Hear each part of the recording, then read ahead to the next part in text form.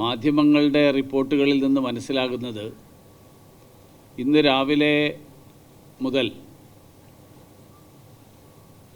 മുൻ മുഖ്യമന്ത്രി ശ്രീ പിണറായി വിജയൻ്റെ മകൾ വീണ വിജയൻ്റെ ഉടമസ്ഥതയിലുള്ള എക്സാലോജിക് കമ്പനി അവർക്ക് കിട്ടിയിട്ടുള്ള മാസപ്പടിയെ സംബന്ധിച്ചിട്ടുള്ള കേസ്, ആ കേസിൻ്റെ അന്വേഷണത്തിൻ്റെ ഭാഗമായി എൻഫോഴ്സ്മെൻറ്റ് ഡയറക്ടറേറ്റ് നിരവധി സ്ഥലങ്ങളിൽ സെർച്ച് നടത്തിക്കൊണ്ടിരിക്കുകയാണ്, തെരച്ചിൽ നടത്തിക്കൊണ്ടിരിക്കുകയാണ് എന്നുള്ളതാണ്. ഈ കേസ് ഏറെ പഴക്കമുള്ളൊരു കേസാണ്. ചുരുങ്ങിയതൊരു എൻ്റെ ഓർമ്മ ഒരു 3-4 വർഷത്തെ പഴക്കമുള്ള കേസാണ്.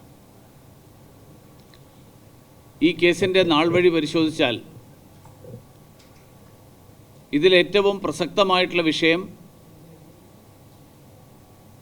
ശ്രീമതി വീണ വിജയൻ CMRL കമ്പനിയിൽ നിന്ന് കൈപ്പറ്റിയിട്ടുള്ള തുക, പ്രതിമാസം 3 ലക്ഷവും 5 ലക്ഷവും ഒക്കെ ആയിട്ട് അവർക്ക് വ്യക്തിപരമായും കമ്പനിയുടെ പേരിലും കൈപ്പറ്റിയിട്ടുള്ള തുക, ആ തുക അവർ നൽകിയിട്ടുള്ള ഏത് സേവനത്തിൻ്റെ പേരിലാണ് എന്നുള്ളത് വിശദീകരിക്കാൻ അവർക്ക് സാധിച്ചിട്ടില്ല.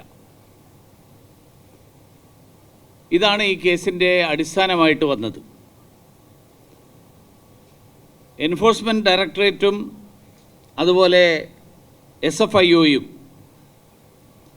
ഈ കാര്യത്തിൽ അവർ എടുത്തിരിക്കുന്ന നിലപാട് അല്ലെങ്കിൽ അവരുടെ അഭിപ്രായം, അവർ കണ്ടെത്തിയിട്ടുള്ള കാര്യം,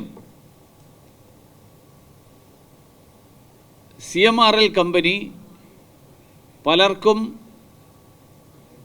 പലരുമായിട്ടും അവർ പണമിടപാടുകൾ നടത്തി. ആ പണമിടപാടുകൾ ആ കമ്പനിയുമായിട്ട് എന്തെങ്കിലും ബിസിനസ് നടത്തിയതിൻ്റെ പേരിലല്ല, അതല്ലാതെയാണ് ആ പണമിടപാട് നടത്തിയത്. ഇതാണ് ഈ കേസിലെ അടിസ്ഥാന വിഷയം. ഈ കേസ് വന്നതിന് ശേഷം ശ്രീ ഷോൺ ജോർജ് നൽകിയിട്ടുള്ള പരാതിയുടെ അടിസ്ഥാനത്തിൽ SFIO അന്വേഷണം തുടങ്ങി. കഴിഞ്ഞ 3 വർഷത്തിലേറെ കാലമായി ഈ കേസിൻ്റെ അന്വേഷണം തടസ്സപ്പെടുത്താൻ ശ്രീമതി വീണ വിജയനും അതോടൊപ്പം കേരള സർക്കാരും നിരന്തരമായിട്ട് ശ്രമിച്ചുകൊണ്ടിരിക്കുകയാണ്. കേരള ഹൈക്കോടതി, ഡൽഹി ഹൈക്കോടതി, കർണാടക ഹൈക്കോടതി, ഈ 3 കോടതികളിലും ഒന്നിനു പുറകെ ഒന്നായി അന്വേഷണം തടസ്സപ്പെടുത്താൻ വേണ്ടിയിട്ടുള്ള നടപടികൾ, ആ നടപടികളാണ് ഈ കേസിനെ ഇത്രയും ദീർഘിപ്പിക്കാനുള്ള കാരണം. SFIOയുടെ അന്വേഷണം പൂർത്തിയാക്കിയതിന് ശേഷം SFIO ഈ കാര്യത്തിൽ വീണ വിജയനെ 3ാം പ്രതിയാക്കിക്കൊണ്ടുള്ള കുറ്റപത്രം എറണാകുളം ജില്ലാ കോടതിയിൽ സമർപ്പിച്ചിട്ടുണ്ട്. പക്ഷേ അങ്ങനെ വന്നപ്പോൾ SFIOയുടെ കേസ് ഫയലിങ്ങിൽ പ്രൊസീഡിയറൽ എറർ ഉണ്ടെന്ന് ചൂണ്ടിക്കാട്ടിക്കൊണ്ട് പ്രതിഭാഗം ഡൽഹി ഹൈക്കോടതിയെ സമീപിക്കുകയും നിലവിലുള്ള പ്രോസിക്യൂഷൻ നടപടികൾക്ക് താൽക്കാലിക സ്റ്റേ സമ്പാദിക്കുകയും ചെയ്തു. അപ്പോൾ SFIOയുടെ അന്വേഷണം അങ്ങനെ സ്റ്റേ ചെയ്യപ്പെട്ടിരിക്കുകയാണ്. അതിനിടയിലാണ് ഈ തരത്തിലുണ്ടായിട്ടുള്ള സാമ്പത്തിക ഇടപാടുകൾ, ആ സാമ്പത്തിക ഇടപാടുകൾ fund diversion from CMRL to various individuals under the guise of expenses which are fake, ഇന്ന് ED ഇറക്കിയിട്ടുള്ള കുറിപ്പിലെ പരാമർശമാണിത്. അതായത് വിവിധ വ്യക്തികൾക്ക് നൽകിയിട്ടുള്ള സാമ്പത്തികമായിട്ടുള്ള സഹായങ്ങൾ അല്ലെങ്കിൽ ഫണ്ട് ഡൈവേർഷൻ, അത് ചെലവുകളുടെ പേരിൽ എന്നുള്ള പേരിൽ നൽകിയിട്ടുള്ളത് മുഴുവൻ തന്നെ വ്യാജമാണ് എന്ന് തെളിഞ്ഞതിൻ്റെ അടിസ്ഥാനത്തിലാണ്, വ്യക്തമായതിൻ്റെ അടിസ്ഥാനത്തിലാണ് എൻഫോഴ്സ്മെൻറ്റ് ഡയറക്ടറേറ്റ് ഈ ചിത്രത്തിലേക്ക് വരുന്നത്.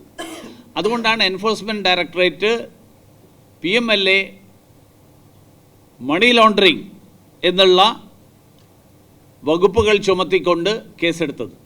അതിനെതിരായിട്ട് കേരള ഹൈക്കോടതിയിൽ വീണ്ടും വീണ വിജയൻ്റെ തടസ്സവാദം അത് സ്റ്റേ ചെയ്യണമെന്നുള്ള ആവശ്യം വന്നു. ഇന്നലെ കേരള ഹൈക്കോടതി ആ തടസ്സവാദങ്ങളൊക്കെ തള്ളിക്കളഞ്ഞുകൊണ്ട് ഈ കാര്യത്തിൽ എൻഫോഴ്സ്മെൻറ്റ് ഡയറക്ടറേറ്റിന് അന്വേഷണം തുടരാം, അതിനുള്ള അനുവാദം നൽകി. ഒരു സർക്കാരിലെ മുഖ്യമന്ത്രിയായിരുന്ന വ്യക്തിയുടെ മകൾ എന്തിനു വേണ്ടി പണം നൽകി എന്നുള്ളതിൻ്റെ ചോദ്യത്തിന് മറുപടി പറയുന്നത് ഞങ്ങൾ ഇലക്ട്രോണിക് മാധ്യമത്തിലൂടെയാണ് ട്രാൻസാക്ഷൻ നടത്തുന്നതാണ്.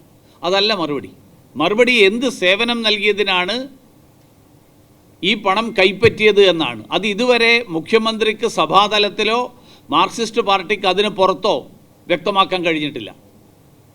ഇതാണ് ഇതിലെ അടിസ്ഥാന പ്രശ്നം. അതിനു പകരം സർക്കാർ പൊതുഖജനാവിലെ പണം ഉപയോഗിച്ചുകൊണ്ട് ഏതാണ്ട് 2 കോടിയോളം രൂപ KSIDC തന്നെ ചെലവാക്കിക്കൊണ്ട് ഈ അന്വേഷണത്തെ അനന്തമായിട്ട് നീട്ടിക്കൊണ്ടുപോകാനും തടസ്സപ്പെടുത്താനും കഴിഞ്ഞ 3-4 വർഷത്തോളമായിട്ട് ശ്രമം നടത്തുകയായിരുന്നു. അതാണ് ഈ കേസിലെ അന്വേഷണം ഇത്രയും വൈകാനുള്ള ഏറ്റവും പ്രധാനപ്പെട്ട കാരണം. ഇപ്പോൾ ഈ അന്വേഷണത്തിന് എൻഫോഴ്സ്മെൻറ്റ് ഡയറക്ടറേറ്റിന് അനുവാദം കൊടുക്കുമ്പോൾ സ്വാഭാവികമായും എൻഫോഴ്സ്മെൻറ്റ് ഡയറക്ടറേറ്റ് അന്വേഷണം നടത്തും, നിയമത്തിൻ്റെ വഴിക്ക് നീങ്ങും. ശ്രീമാൻ പിണറായി വിജയൻ നിയമസഭയിൽ നടത്തിയ പ്രസംഗത്തിൽ അദ്ദേഹം പറഞ്ഞ ഒരു വാചകമുണ്ട്, ഞാനത് അദ്ദേഹത്തിനെ ഓർമ്മിപ്പിക്കാൻ ആഗ്രഹിക്കുകയാണ്. അദ്ദേഹം പറഞ്ഞത് മടിയിൽ കനമില്ലാത്തവർ വഴിയിൽ ഭയക്കേണ്ടതില്ല എന്നാണ്. ഈ വാചകം അദ്ദേഹം സ്വയം അദ്ദേഹത്തിന് ഭയമില്ല എന്ന് പറയാൻ വേണ്ടിയിട്ട് ഉപയോഗിച്ച വാചകമാണ് നിയമസഭയിലെ പ്രസംഗത്തിൽ. ഇപ്പോൾ ഭയം ഉണ്ടായോ രണ്ടാമതും പുതുതായിട്ട്? അതുകൊണ്ടാണോ CPM അണികളെ ഇറക്കി വിട്ട് അക്രമം അഴിച്ചു വിട്ട് ഈ അരാജകത്വം സൃഷ്ടിച്ച് കലാപം സൃഷ്ടിച്ച് കേസന്വേഷണത്തെ തടസ്സപ്പെടുത്താൻ ശ്രമിക്കുന്നത്? കേസന്വേഷണം നടത്തുമ്പോൾ കേസിനെ കോടതിയിൽ നേരിടാൻ ധൈര്യമില്ലാത്തവർക്ക്, കേസിനെ കോടതിയിൽ നേരിടാൻ സാധിക്കാത്തവരാണ് പുറത്ത് പോലീസിനെ ആക്രമിച്ചിട്ട് കേസ് അവസാനിപ്പിക്കാം എന്ന് ഉള്ള വ്യാമോഹത്തിൽ ഈ തരത്തിലുള്ള അക്രമങ്ങൾ നടത്തുന്നത്. മാർക്സിസ്റ്റ് പാർട്ടി ഇത് പുതുതായിട്ട് ചെയ്യുന്നതല്ല. മാർക്സിസ്റ്റ് പാർട്ടി സ്വാതന്ത്ര്യ സമരം എന്നുള്ള പേരിൽ നടത്തിയിട്ടുള്ള പല നടപടികളും ഇങ്ങനെയുള്ള ആളുകളെ ബുദ്ധിമുട്ടിക്കുന്ന നടപടികളാണ്. കൂത്തുപറമ്പിൽ ഇതുപോലെയാണ് നടന്നത്. കൂത്തുപറമ്പിൽ 5 പേരുടെ വെടിവെപ്പിൽ ആത്യന്തികമായിട്ട് കലാശിച്ച സംഭവങ്ങൾ പിന്നീട് മാർക്സിസ്റ്റ് പാർട്ടി തന്നെ തിരുത്തിയെങ്കിലും ഇതുപോലെ പാർട്ടി അണികളെ, പ്രതിപക്ഷത്തിരിക്കുമ്പോൾ പാർട്ടി അണികളെ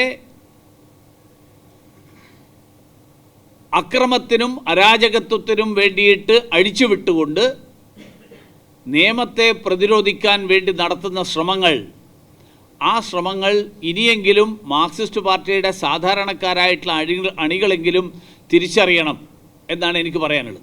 അതോടൊപ്പം ഈ കാര്യത്തിൽ കോൺഗ്രസിൻ്റെ നിലപാടെന്താണ്, UDF സർക്കാരിൻ്റെ നിലപാടെന്താണ് എന്നറിയാൻ ഞങ്ങൾ ആഗ്രഹിക്കുകയാണ്. UDF കഴിഞ്ഞ കാലങ്ങളിലൊക്കെ പറഞ്ഞത് ഈ കേസിൻ്റെ അന്വേഷണം വഴിമുട്ടി നിൽക്കുന്നു, ഈ അന്വേഷണം അവസാനിപ്പിച്ചു, കേന്ദ്ര സർക്കാർ നരേന്ദ്രമോദിയും പിണറായി വിജയനും തമ്മിൽ ധാരണയാണ്, അതുകൊണ്ട് ഈ അന്വേഷണം മുന്നോട്ട് പോകില്ല, പിണറായി വിജയനെതിരായിട്ട് ഒരു നടപടിയും ഉണ്ടാകില്ല എന്ന് പറഞ്ഞ ആളുകൾ ഇപ്പോൾ എന്ത് നിലപാടെടുക്കുന്നു?